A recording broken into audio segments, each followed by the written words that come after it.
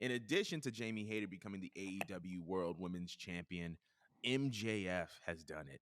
He's beaten Jon Moxley. He's the world champion, and he did it on the heels of a unsuspecting William Regal heel turn. First of all, I want to know how you feel about this Regal heel turn, and then I want to know about your impressions as far as MJF as champion. I want to say, first of all, shalom to my Jewish brothers and sisters. We almost in Hanukkah. So I want to shout out to my brother MJF. Number two, so up until last week, I never liked MJF. I thought the heel MJF was just too much. Like he using, obscure language and talking about people being marks. Hey man, I understand. But him turning babyface in the past, I should say in the past 2-3 weeks, him turning babyface, I was like, hold on, there's something here. And then the match that he actually had with and I'm about to call he Dean. Your mama calls you Ambrose, I'm gonna call you Ambrose. And then had the match with Dean Ambrose at Full Gear. I was like, all right, it's two different type of styles, but it worked. And then I gotta remember also MJF is 26 years old. So uh I thought that was great. But William Regal. So William Regal, I mean Chris Jericho. Once again, shouts out to Keeks. Everything leads back to Chris Jericho. He already said, hey, you can't trust William Regal. I've been knowing him 20 plus years. He's going to do this. And right on time, it's the heel turn.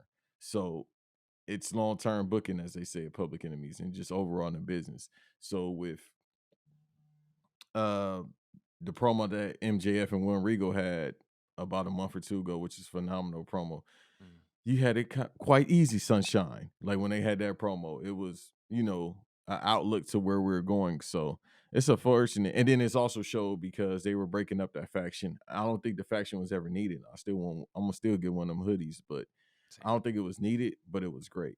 Now Dean Ambrose, all right, let me stop doing that. Moxley, now he can take his break because he was supposed to take it during the summertime. And then y'all, man, CM Punk out here want to be the tough guy that he think he is. And now Ambrose could take his break, hopefully.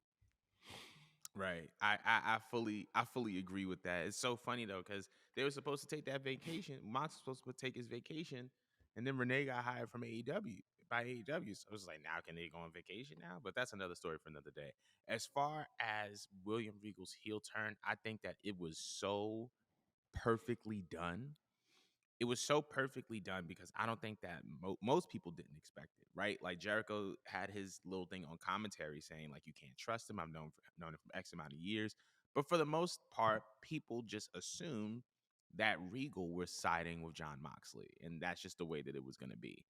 But the way that that promo from a month or two ago kind of culminated in that, it was almost as if like the the the the the the training of Jon Moxley was complete and he was beginning to make uh MJF the understudy in a way. You know what I mean? Like that was kind of Mhm. like his dues. He had to pay his dues. Same way that William Regal walked up to Jon Moxley and slapped him in the face. I think that that was kind of what William had to do with that promo and to kind of see it all culminate at Full Gear was definitely a spectacle. As far as MJF being the world champion, I think it's long overdue. MJF is the hottest commodity in this industry, point blank period. Between him being the champion, between him, signing on to do this movie with A24 to be a part of the Von Erichs movie, he's hot. He's hot right now. Him and Roman Reigns are easily the hottest in the industry, in my opinion. And I think that if you are Besides Bianca, yeah. yeah, so is Bianca. You're right. Mm. If you're Tony Khan and you're looking at it from a business perspective, you have to put the championship, the world title, your biggest title, on your most popular guy, because ultimately he's going to represent the company. And I think that MJF winning the world title was long overdue, well deserved, and I'm super happy and I'm super proud of him, especially him doing it at Full Gear. Like it's interesting because like the way I think that it was supposed to be MJF versus Punk at Full Gear. So to see Hmm.